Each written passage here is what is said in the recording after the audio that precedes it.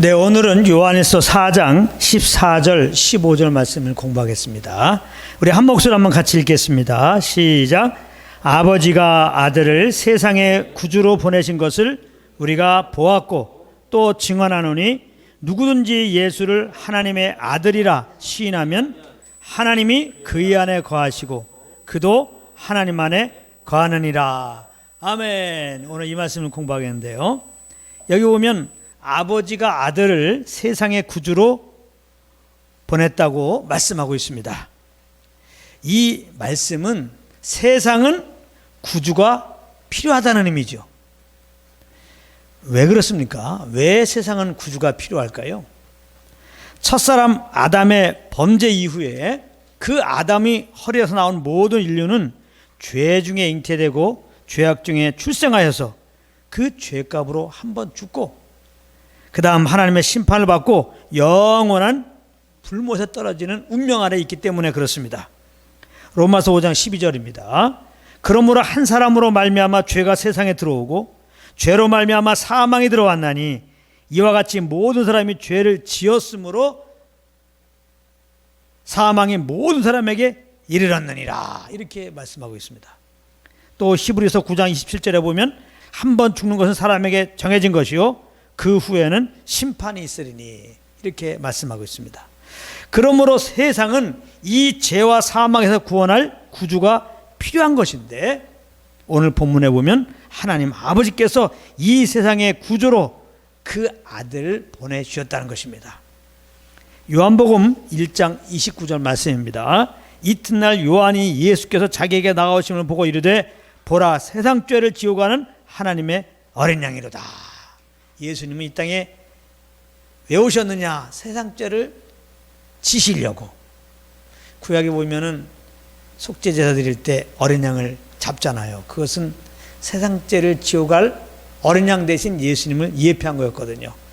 그 구약의 예표 따라서 또 예언 따라서 예수님이 말씀 따라 오셔갖고 이 땅에 사역하실 때 세례 요한이 성령의 감동으로 딱 예수님을 볼 때 이분이 세상 죄를 지우고 가는 하나님의 어린 양이다, 지금 이렇게 고백하고 있는 것입니다.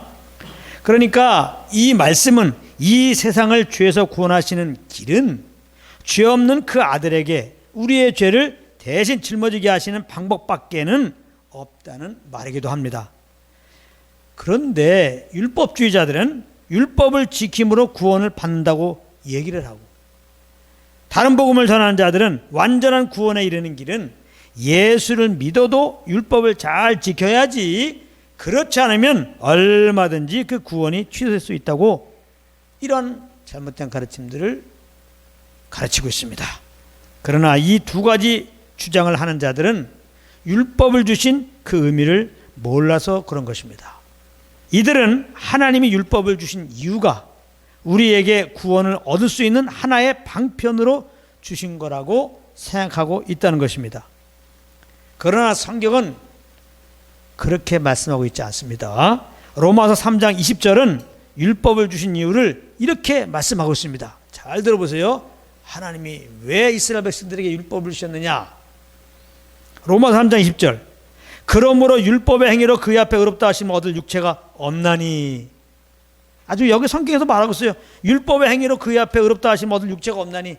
율법을 지켜가지고 율법을 다 지켜서 그러므로 하나님으로부터 너는 율법을 다 지켰구나, 의롭다, 이렇게 인정받을 사람이 없다라고 얘기하는 겁니다. 그러니까 율법을 지켜서 우리를 구원하시려고, 우리를 구원해 주는 방편으로 율법을 주신 것이 아닌 것입니다. 그러므로 율법 행위로 그의 앞에 의롭다 하시면 얻을 육체가 없나니 율법으로는 죄를 깨달음이니라. 여기 율법을 주신 이유가 나오는 거예요. 죄를 깨닫게 하기 위해서 율법을 주셨다는 것입니다. 죄인인 줄 모르고 있는 이스라엘 백성들에게 죄를 깨닫게 하시려고 하나님은 거룩하고 의롭고 선한 율법을 주셨다는 것입니다. 그리고 갈라디아서 3장 24절에서는 우리를 그리스도께로 인도하는 초등교사 역할로 주었다는 것입니다. 갈라디아서 3장 24절 제가 한번 읽어보겠습니다. 이같이 율법이 우리를 그리스도께로 인도하는 초등교사가 되어 우리로 하여금 믿음으로 말미암아 의롭다함을 얻게 함이라. 이렇게 말씀하고 있습니다. 율법을 통하여 죄를 깨닫게 되면 구원의 필요성을 가지게 되면서 그리스도께로 나오게 되는 것이니, 율법은 우리를 그리스도께로 인도하는 초등교사가 된다는 것입니다. 율법은 초등교사예요. 우리를 죄를 깨닫게 하고 그리스도께로 인도하는 말이죠. 그게 하나님께서 율법을 준 이유입니다. 그런데 이렇게 율법을 통하여 죄를 깨닫고 예수를 구주로 알게 되고 믿게 되는 것은 다 은혜로 그렇게 된 겁니다. 은혜로. 바로 하나님 보내신 성령으로 말미암아 우리는 죄를 깨닫게 되고 예수를 믿음으로 신하여 구원에 이르게 되는 것입니다. 성령의 도움이 없으면 아무리 율법을 읽어도 죄를 깨닫게 되는 것이 아니라, 성령의 도움이 없으면 율법을 잘 지킴으로 구원을 받는 것이라고 그렇게 생각하게 되는 겁니다. 그래서 성령의 도움이 없고 율법을 공부하게 되면 율법의 행위로 구원받으려고 애를 쓰게 되는 겁니다. 그리고 성령의 도움이 없으면 육신의 몸을 입고 오신 예수님을 구주로 아는 것이 아니라 그저 착한 사람, 사랑이 많으신 사람, 능력을 많이 행한 선지자 중에 하나 정도로 여기게 되는 겁니다. 그럴 수밖에 없는 겁니다. 예수님을 그런데 이런 식으로 알고 있다면 사실 그는 예수님을 모르고 있는 겁니다. 그러므로 예수님을 이 정도로 알고 있으면 그는 절대로 구원을 받지 못합니다. 그런데 예수님 당시에 대부분의 유대인들이 그렇게 생각을 하고 있었어요. 예수님을 바라보며. 마태복음 16장 13절 14절인데요. 예수께서 빌립보 가이사랴 지방에 이르러 제자들에게 물어 이르시되 사람들이 인자를 누구로 하느냐 이르되 더러는 세례 요한, 더러는 엘리야, 더러는 예레미야나 선지자 중에 하나라 하나이다. 이 정도로 사람들이 예수님을 알고 있었다는 겁니다. 그런데 우리는 지금 그 예수님을 보지도 못했어요. 그런데도 예수님을 하나님의 아들이요 그리스도라고 조금의 의심도 없이 믿음으로 고백하고 있습니다. 이것이 바로 성령의 역사예요. 성령님은 인간의 몸을 입고 오신 예수님이 하나님의 아들이다, 우리의 구주 되신다, 이걸 알려주러 오셨거든요. 그렇기 때문에 우리가 예수님을 비록 보지 못했는데 예수님이 하나님의 아들이다, 예수님이 나의 구주시다, 이것을 알고 믿고 고백하고 있다면 이거 성령의 도움으로 그렇게 된 겁니다. 성령의 도움으로. 그러므로 구원받은 우리들은 하나님께 모든 영광을 돌려야 돼요. 이거 얼마나 감사합니까? 우리가 모르던 수학을 누구로부터 배워도 그렇게 감사한데, 그죠? 야, 예수가 구주이심을 알게 해주시다니, 이건 놀라운 겁니다. 우리 인간적으로는 절대 예수님을 보고 구주라고 인정할 수가 없는 겁니다. 믿어지지가 않아요. 어떻게 남자를 알지 못하는 여인에게 아이가 생깁니까? 그거 자체가 말이 안 되죠. 그리고 한국 사람도 아니고 유대인이, 그것도 요즘 시대가 아니고 2000년 전에 그 십자가에 달린 그분이 우리의 죄를 짊어져 달았다는 게 어떻게 믿어집니까? 그리고 또 4일 만에 부활했어. 부활이 어떻게 믿어집니까?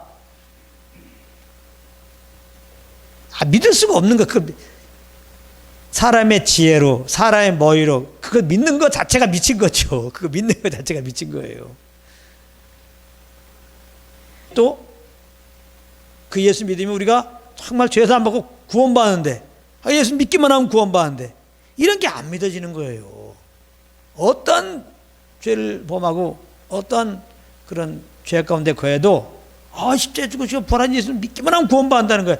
이런 게 도대체 안 믿어지는 겁니다. 착하게 살아야 구원받지, 이런 게 믿어지는 거예요. 더 선한 일을 해야지 구원받는다, 이런 게 더 믿어지는 거예요. 그래서 종교생활을 할 수 있지만은 절대로 예수를 믿을 수가 없어요. 인간의 수준으로는요. 그런데 우리는 다하게 믿어져. 남자를 알지 못하는 처녀에게 성령으로 잉태되어서 육신을 입고 나신 그분이 하나님의 아들이시고 우리의 메시아다. 2000년 전에 약속 따라 오셔서 우리 죄를 짊어지고 우리 대해 십자가에 빌려 죽으시고 약속 따라 3일 만에 부활하였다. 정말 그 예수를 믿으면 구원받는다. 이걸 우리 믿어진다고요. 그래서 그 예수님을 구주로 믿어서 우리는 구원받은 겁니다. 이거는 온전히 하나님의 은혜입니다. 하나님의 은혜. 할렐루야. 네. 예수님은 마태복음 16장 15절에서 제자들에게 너희는 나를 누구로 아느냐 질문합니다. 그때 베드로가 주는 그리스도시요 살아계신 하나님의 아들이시니이다 이렇게 대답을 하는데요.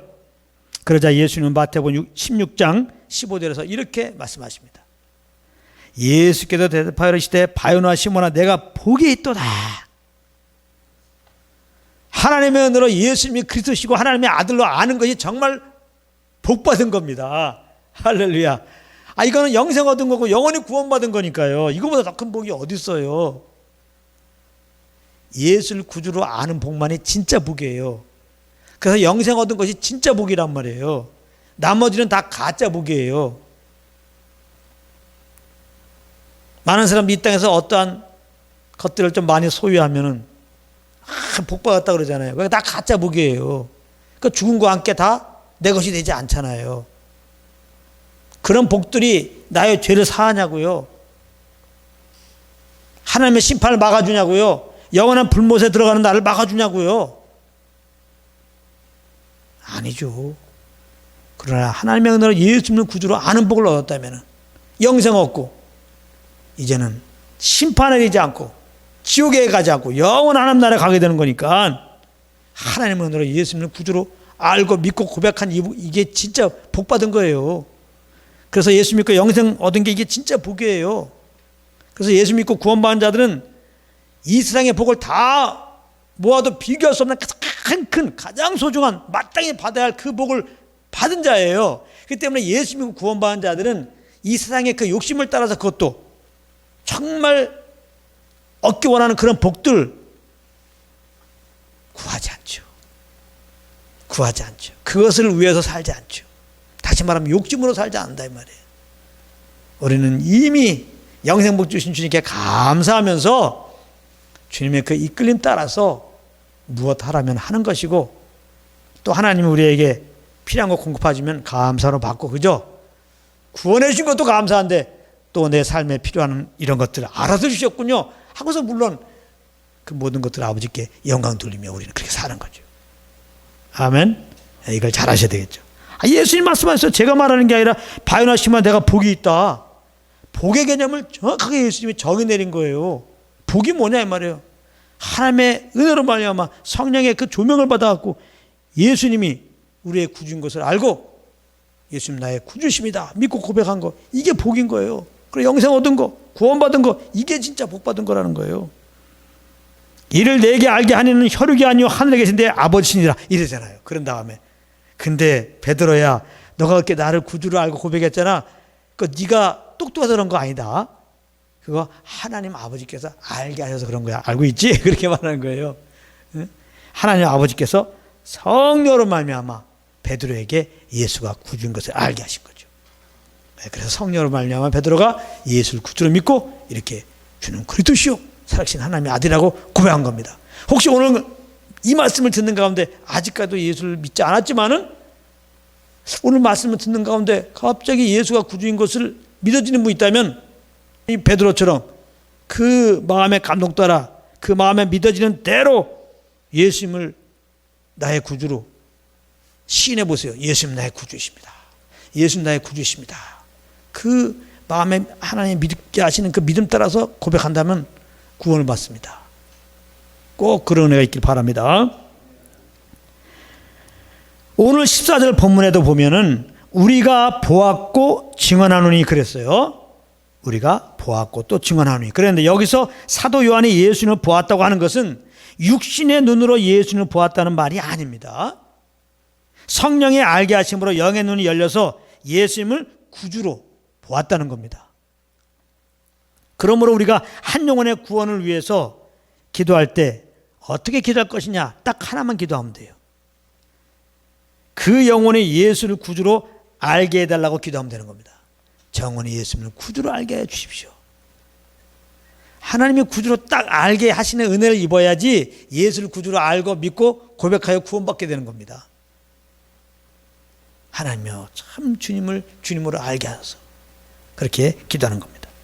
사도 요한은 성령으로 예수님을 구주로 알고 믿고 또 구주 예수님을 증언하는 것이라고 하면서 15절에 누구든지 예수를 하나님의 아들이라 신하면 하나님이 그의 안에 거하시고 그도 하나님 안에 거하느니라 그랬습니다.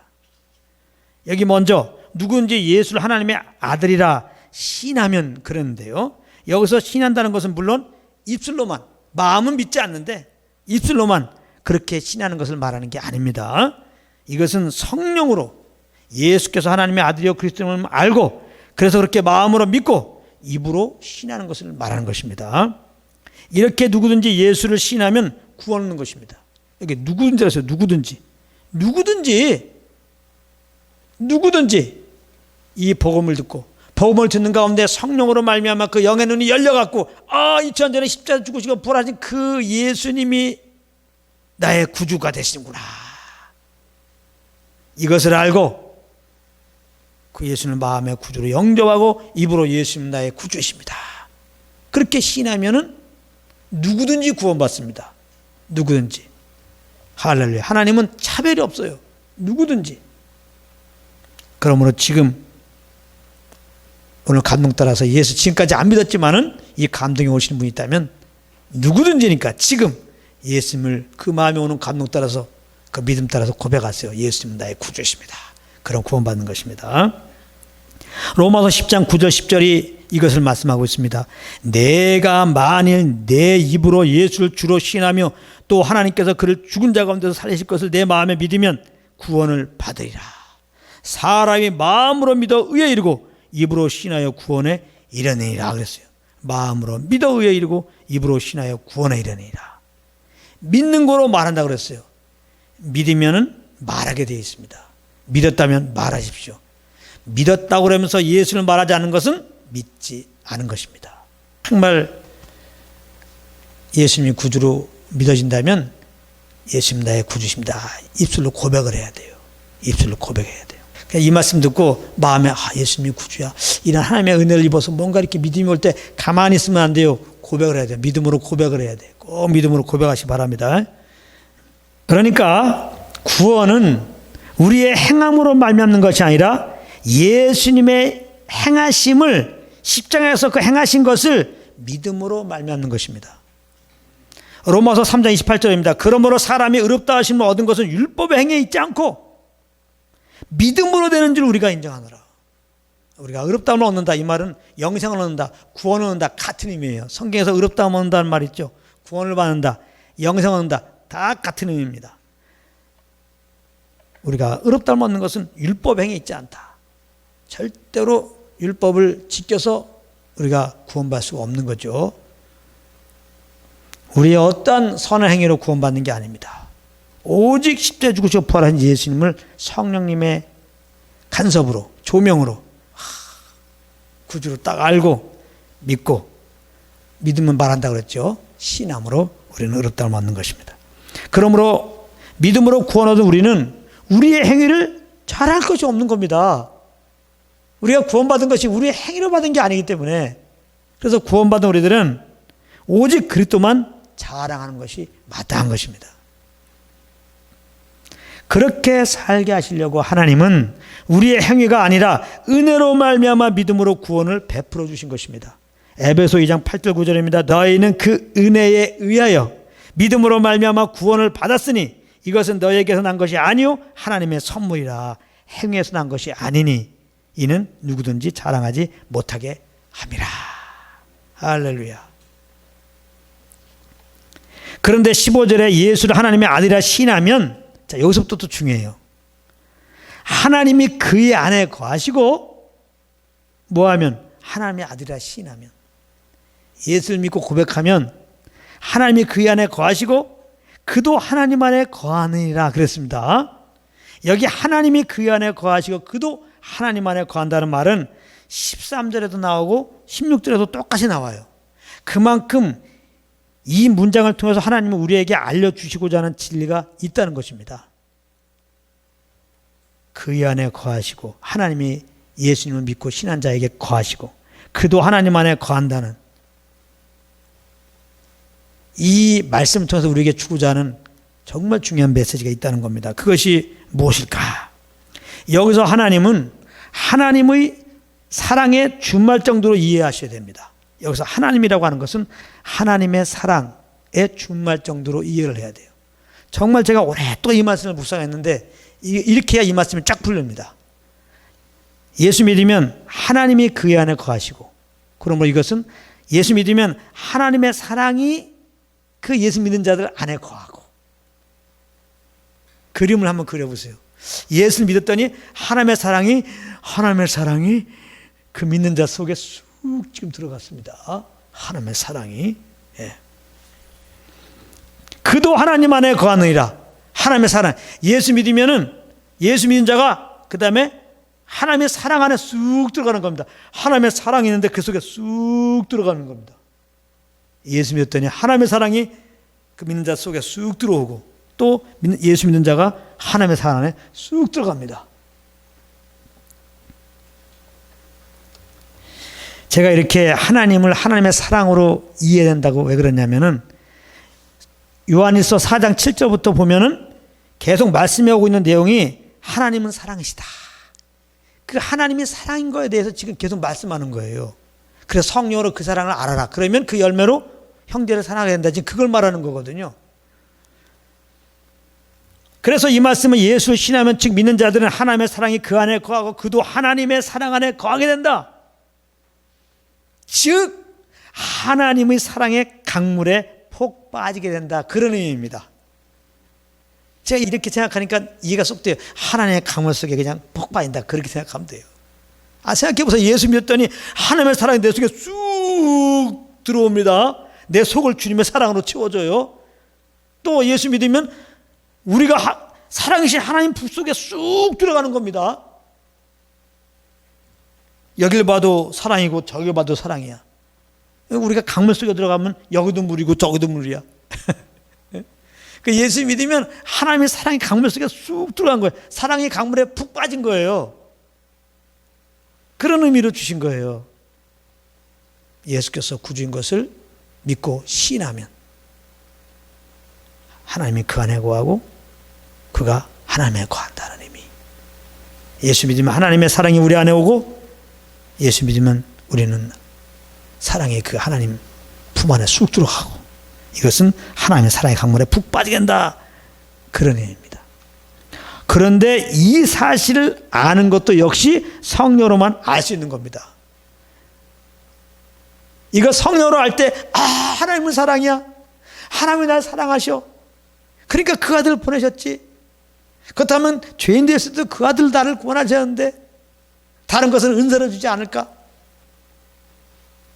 내가 내 힘으로 구원받을 수 없어 죄와 사망 가운데서 막 고통 가운데 있었는데 우리보다 우리를 더 잘하신 아버지께서 창세부터 그럴 줄 알고 예정하신 그 메시아, 구약에 보낸다고 하는 그 메시아를 틀림없이 때가 되어 보내시고, 그렇게 나의 죄를 위해 십자가에 피 흘려 죽게 하시고 부활케 하시고 성령으로 말하면 그 예수를 알게 하시고 나를 구원하시고 나를 자녀 삼아주신 아버지께서 이런 걸 모르시겠냐? 사랑하신 아버지께서 당연히 이런 거 다 해결해 주겠지.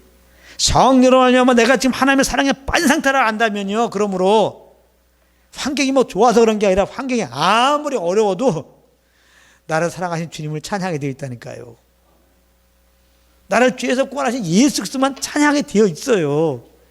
그런데 가만히 보면 우리도 그렇고 믿는 자들이라고, 그래서 하나님이 날 사랑해. 난 너무나 하나님의 사랑을 받고 있어. 감사해. 어떤 어려움이 있어도 변함없이 하나님 감사합니다. 나 사랑해 주시면 감사합니다. 이런 자들이 많지 않아, 또 사실은 솔직하게. 왜 그러냐? 그럴 수 있다는 겁니다. 우리가 하나님의 은혜로 하면 예수 믿고 하나님의 강물 속에 사실은 있어도 성령의 도움 못 받으면은, 그러면 내 지혜로 사는 거잖아요. 내 경험으로 사는 거잖아요. 내 오감 따라 사는 거잖아요. 그러니까 힘들면 힘들다 그러는 거예요. 이 힘들면 계속되면 하나님이 날 사랑하고 있는가? 이렇게 의심하게 되는 거예요. 사랑하는 정도가 아니라 지금 우리는 사랑의 강물에 있는데도요. 이거 너무나 안타깝죠. 하나님 볼 때는 얼마나 안타까울까요? 우리를 그 아들 통하여 그 사랑을 보이시고 또 예수 믿게 하셔서 그 사랑의 강물 속에 빠뜨려 놨는데 그 사랑의 팔로 지금 안고 있는데 성령님과 함께하지 않음으로 말미암아 정말 이렇게 자기가 하나님의 사랑의 강물 속에 있는데도 불구하고 하나님은 나 사랑하냐? 이렇게 하고 있으니까 이게 하나님이 얼마나 이가 마음 아파요. 그러니까 하나님 마음을 아프게 하지 말고 하나님을 기쁘게 드리자. 그래서 우리는 뭐를 해요? 주일 성수하자, 또 뭐 상해책 읽자. 이게 아니죠. 하나님 마음을 아프게 하지 않는 길은 주의 음성 듣는 거예요. 성령과 교통 가운데 있는 겁니다. 그래서 성령이 알려주는 그 너희들은 하나님의 사랑 안에 있다. 하나님의 사랑의 강물 안에 있다. 하나님의 사랑의 품 안에 안겨 있다. 지금 이거를 아는 게 정말 하나님 마음을 아프게 안 하는 거예요. 그래서 하나님의 사랑을 아는 자는 하나님의 사랑에 압도되어서 하나님의 사랑에 강권되어서 동기가 정말 우리를 사랑한 그 사랑으로 말하고 일하기 때문에 정말 하나님이 영광받는 그런 통로가 되는 겁니다. 그래서 하나님은 우리에게 요구하는 건 딱 하나예요. 예수님을 구원받는 우리에게 요구하는 건 딱 하나예요. 나와 교제 좀 하자. 나와 교제 좀 하자. 내가 너희를 이렇게 사랑한다는 것은 지금 알려주고 있거든. 그 음성 좀 들어라. 일곱 교회에게 계시록에 보면 말씀하죠. 귀인 자는 성령이 교회에게 하시는 말씀을 들을지어다. 성령이 무슨 말씀합니까? 하나님이 너를 너무나 사랑한다. 우리가 또 의문을 해요. 아유 이랬는데 무슨 사랑이야. 나 사랑한다고 왜 이렇게 거지같이 살아요? 성령님은 말씀합니다. 그 아들을 보냈잖니. 그런 문제를 해결한다고 구원받니? 그러나 그 아들을 보냄으로 말미암아 그 아들을 보면 너희 죄가 다 사함받아서 영생으로서 하나님의 자녀가 되었어. 심판받지 않는다니까. 영원한 하나님 나라 간다니까. 그런 일들을 값없이 그 아들 통하여 너에게 이루어 주신 거야. 이게 하나님의 사랑이 아니고 뭐야. 정말 그래서 그 아들을 보내신 하나님의 사랑을 알면요 우리 삶이 완전히 바뀌어져요. 진짜 감사 기쁨밖에 없어요. 우리가 항상 감사 기쁨이 없는 것은 당연히 항상 주님과 교통 가운데 있지 못한 거죠. 근데 그러면 안 되잖아요. 우리 예수 믿자들은 항상 감사하고 기뻐해야 돼. 그게 마땅한 거예요. 그러니까 항상 성령과 교통 가운데 있어야 돼요. 13절 말씀이 그렇게 증거하고 있습니다. 그의 성령을 우리에게 주심으로 우리가 그 안에 거하고 그가 우리 안에 거하신 줄 아느니라 그러잖아요. 그의 성령을 주심으로. 정확한 표현이죠. 우리에게 보내준 성령으로 말미암아 우리가 그 안에 그가 우리 안에 거하신 줄 우리가 안다는 거예요. 우리가 하나님의 사랑의 강물 안에 빠져 있다는 것을 안다는 거예요. 성령으로. 그러니까 내가 지금 하나님의 사랑 안에 있다는 걸 모르는 건 뭐예요? 성령과 함께하지 못하는 거예요.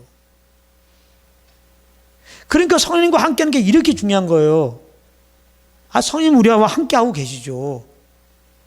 이분은 말씀도 하시 알려주고 계세요. 우리가 안 듣는 거예요. 우리가 안 듣는 거예요. 우리가 성령이 계신 것도 의식하지 않고 인정하지 않고 이분의 음성을 들려 하지도 않고 그냥 내 마음대로 사는 거예요. 그러니까 예수 믿고 구원받은 우리들이 하나님의 사랑 안에 있음에도 불구하고 성령님께서 알려주는 그 하나님 나 사랑한다는 것을 모르는 거예요. 그래서 우리의 수준으로 살다가 내가 감당하지 못할 일 있으면 그냥 힘들다 그러고 남도 원망하다가 하나님한테만 원망해요. 그러면서 하나님이 정말 제일 안타까워하는 말, 하나님은 내가 사랑하나? 여기까지 온단 말이에요. 사랑하냐고? 내 아들을 보내셨잖아. 그리고 구원해 주시고 계속 지금 말씀하고 있다고 너에게 지금. 너는 지금 사랑의 강문에 빠져 있어. 정말입니다. 우리는 지금 하나님의 사랑의 강물 안에 있는 겁니다. 우리는 하나님의 사랑을 베풀어 주십시오. 사랑을 베풀어 주십시오. 이렇게 기도하면 안 돼요. 하나님이 이미 주신 사랑을 알게 하셔서 경험하게 하셔서 이렇게 돼야 되는 겁니다. 기도가 좀 바뀌십시오. 그 다음에 어떤 분들은 하나님이 정말 나를 사랑하는 것을 좀 보기 원합니다. 또 그런 분들이 있어요. 그럼 십자가를 보세요. 십자가를 보시라고. 믿음의 주 온전히 예수를 바라보라. 이 말은 뭐냐면 내가 너를 얼마나 사랑하는지를 보라. 그 말하고 똑같은 거예요.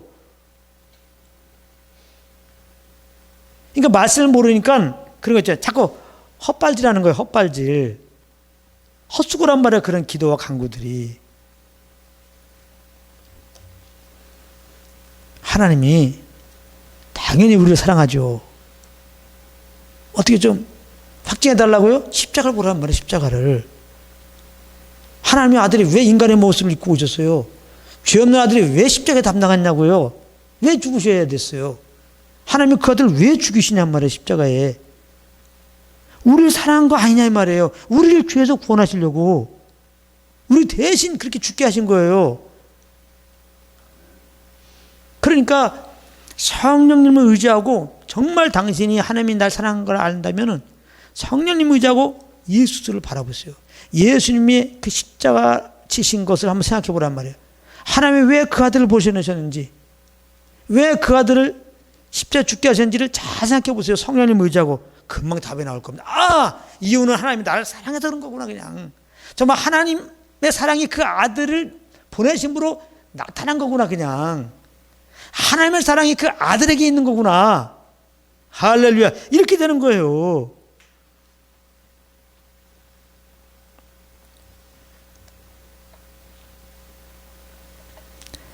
성령님은 우리에게 죄를 깨닫게 하시고, 성령님은 예수를 구주로 알고 믿고 신하게 하시고, 또한 우리가 하나님의 사랑의 강물에 빠져 있는 자인 것을 성령님 지금 알려주고 있는 겁니다. 늘 이선인과 교통 속에서 나는 지금 하나님의 사랑의 강물에 빠져 있구나. 그것을 꼭 아는 애가 있기 바랍니다. 그러면 주님의 사랑을 받게 되는 거죠. 그냥 그 아는 순간에 사랑을 받은 것이 되죠. 얼굴이 달라지죠. 사랑을 하면은 이뻐져요. 그러잖아요. 아, 세상에서 보면 남녀가 사랑할 때 보면 조금 얼마 안 가지만은 좀 밝아지잖아요. 영원하신 하나님의 사랑을 딱 알게 되면요, 형상이 확 바뀌어지죠. 진짜. 사도 바울은 성령으로 이 사실을 알고 로마서 8장 38절 39절에서 이렇게 고백합니다. 제가 읽어보겠습니다. 우리들도 성령으로 사도 바울처럼 하나님의 사랑의 강물 안에 내 영혼이 있다는 걸 딱 알고 동일한 고백이 삶 가운데 정말 있기를 원합니다. 자, 사도 바울은 이렇게 고백했습니다. 내가 확신하노니 사망이나 생명이나 천사들이나 권세자들이나 현재리나 장래리나 능력이나 높음이나 기쁨이나 다른 어떤 피조물이라도 우리를 우리 주 그리스도 예수 안에 있는 하나님의 사랑에서 끊을 수 없으니라. 할렐루야. 누구도 우리를 해할 수 없다는 거예요. 이것이 무슨 의미냐? 그 아들을 보내주셨고 우리를 죄에서 구원하신 하나님의 사랑은 그리스도 안에 있는 우리를 철저히 보호해 준다는 말이에요. 그 어떤 상황에서도. 그러니까 힘들 수는 있어요. 괴로울 수는 있어요. 사도 바울은 살수망도 끊어지고 이런 상황도 맞이할 수는 있어요. 절대 뭐 어려운 상황이 안 닥친다는 게 아니에요. 그렇게 전하면 그건 가짜 복음이에요. 똑같이 어려움을 당할 수 있습니다. 근데 그러한 어려움들이 내 영혼을 해할 수 없다는 거예요. 하나님 우리 영혼을 보호해 준다는 거예요. 보호해 준다. 어떻게 보호해 주냐? 성령으로 말미암아 너는 하나님의 강물 안에 빠져 있어. 이렇게 말함으로 보호해 주는 거예요. 바꿔 말하면 우리가 어떤 어려움이 있더라도 예수 그리스도를 바라보고 예수 그리스도를 통하여 우리에게 베푸신 하나님의 사랑을 알기 원하고, 그러므로 성령님께 다 귀를 기울이면 이렇게 우리를 사랑하시는 그 알까지 내어주기까지 사랑하시는 그 하나님의 사랑을 알게 하세요. 그 하나님의 사랑이 품 안에 안겨 있는 걸 알게 하세요. 그 사랑의 강물 안에 빠져 있는 나를 알게 하세요. 그걸 아는 그 순간에 염려 근심이 사라지고 내 영혼은 지금 어떤 살수망이 없는 상황일지라도 하나님 감사합니다 이렇게 된다니까요. 이게 영혼이 보호된 게 아니고 뭐겠어요. 우리 영혼이 보호된 상태는 뭐냐? 하나님의 그 사랑으로 보호된 상태는 뭐냐? 그 증명돼야 될 거 아니에요. 하나님의 사랑으로 내 영혼이 온전히 보호된 상태는 항상 주님을 감사하고 기뻐하는 거예요. 그렇게 된다는 겁니다. 우리는 환경이 문제가 해결되면 이 어려움이 해결되면 그때는 주님을 잘 섬기겠지. 이거는 맞는 말이 아닌 거예요. 내가 지금 주님 성령과 교통이 없이 그러므로 하나님의 사랑 안에 있음을 모르면은 환경이 아무리 좋아도 그 영혼은 평안하지 않습니다. 그 영혼은 거기에서 또 다른 문제를 찾아요. 그래서 그것이 문제거리라 그러는 거예요. 그러나 성령으로 주님의 사랑을 알게 되면요, 어떤 문제도요 문제로 보이지가 않아요. 그냥 주님의 그 구원의 은혜가 너무나 커갖고 우리는 거기서 주님을 찬양할 수밖에. 나를 구원해 준 주님 감사합니다. 감사합니다. 할렐루야. 그리고 반드시 우리를 영원한 나라로 인도할 것이라는 그런 의미입니다. 하나님의 사랑이 그 아들 보내서 하나님의 사랑이 우리를 구원하였어요. 그 하나님의 사랑이 하나님의 자녀된 우리들을 세상에서 철저하게 악에 빠지지 않고 보호해 주시고 마지막 날 주님의 거룩한 형성으로 바뀌어지게 하셔서 틀림없이 하나님 약속한 하나님의 사랑이 우리를 그 나라로 인도하신다 이 말이에요. 그런 사도 바울의 고백입니다. 하나님의 사랑에서 끊을 수 없다. 할렐루야. 네. 그러므로 우리도 성령과 교통 속에서 이렇게 자기 사람들을 사랑하실 때 끝까지 사랑하시는 하나님의 사랑을 알고 그 기운 따라 살기를 원합니다. 그래서 주님의 사랑으로 우리 서로 사랑함으로 이 하나님의 사랑을 세상에 흘려보내는 한 분 한 분이 되시기를 우리 주 예수 그리스도 이름으로 축복합니다.